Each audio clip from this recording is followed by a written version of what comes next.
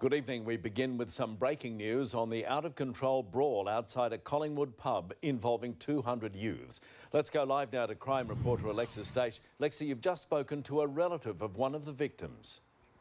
That's right, Pete. Not long ago, I spoke with the father of an 18-year-old man who was trying to get home from that event in Collingwood when he was set upon and attacked. This is the first photo we've seen of him recovering in the Alfred Hospital after a thug broke his nose and knocked him unconscious. His father is gutted. He's spoken exclusively with 9 News, saying he feared he could lose his son. It's a parent's worst nightmare, if you know what I mean, because it was a Father's Day, and the last thing that you want is the news that you have to go and check out if your son's alive or not. This madness has to stop. And Pete, this comes on the same day our Prime Minister has criticised the state government, saying Victoria is facing a serious problem when it comes to law and order.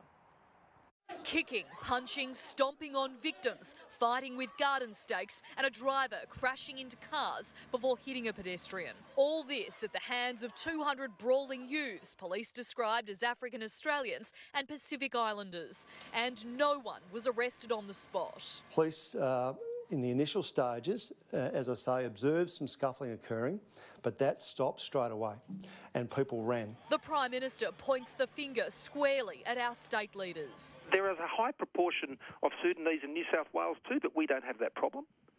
So this is a law and order problem. We now know the brawl started inside the Smith Street Hotel, then spilled onto the streets, injuring 7 victims. And police say they advised organisers to cancel the event. Victoria Police was aware that we were having people participating or attending the event that were known to us, that were known to have a criminal history. Local officers requested more numbers to deal with the high-risk event, which the police union says was rejected. They requested additional resources and were told that the response would be business as usual. Acting Deputy Commissioner Robert Hill says that's not true. On this Saturday night, our numbers doubled. Just like the chaos in Taylors Hill last month, scared residents hid in homes. The state government is denying suggestions of a no-arrest policy. 200 people and you've got a handful of police. It's a very difficult scenario to be making large arrests. If you look at Taylors Hill and the weekend, it's pretty simple. It's an affray. Anybody can be arrested at an affray.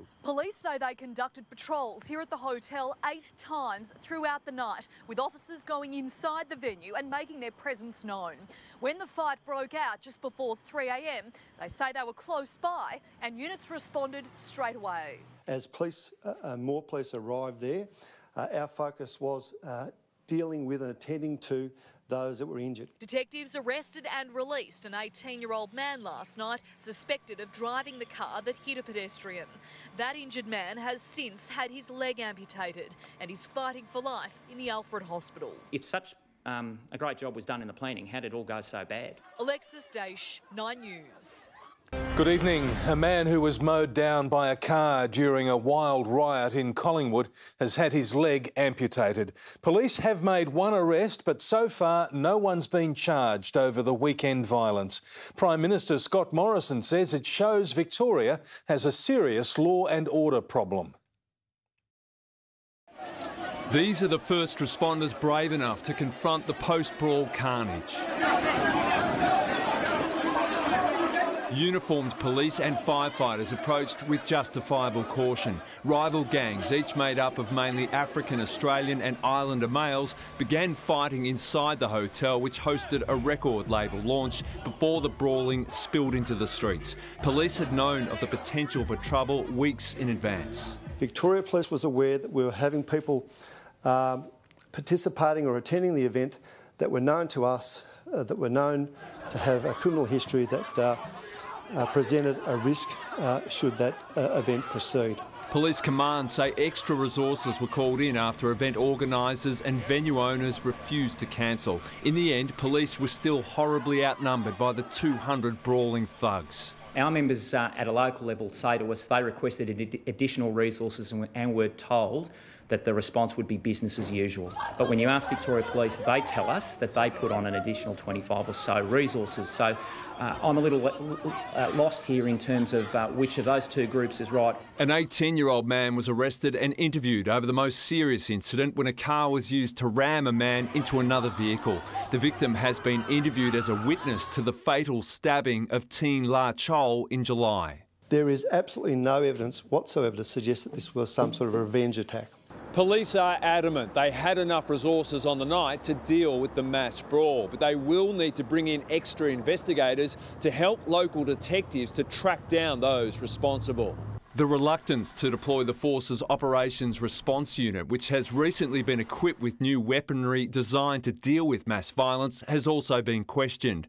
The Prime Minister says Melbourne has a gang problem other cities don't have.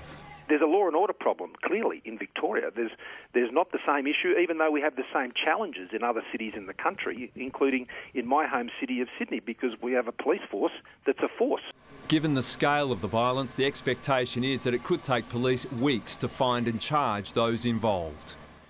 And Cameron Bowe joins us now from the Alfred Hospital. Cameron, how are the victims recovering? Well, Mitch, most of the concern is for the 18-year-old man who suffered horrific leg injuries when he was crushed between the two cars. He remains here at the Alfred Hospital in a critical condition after having one of his legs amputated. There is a second victim at the Royal Melbourne Hospital in a stable condition, and the owners of the Gasometer Hotel have released a statement to say that they, in part, are cooperating with Victoria Police in their investigation to find those brawlers, Mitch. Thanks, Cameron.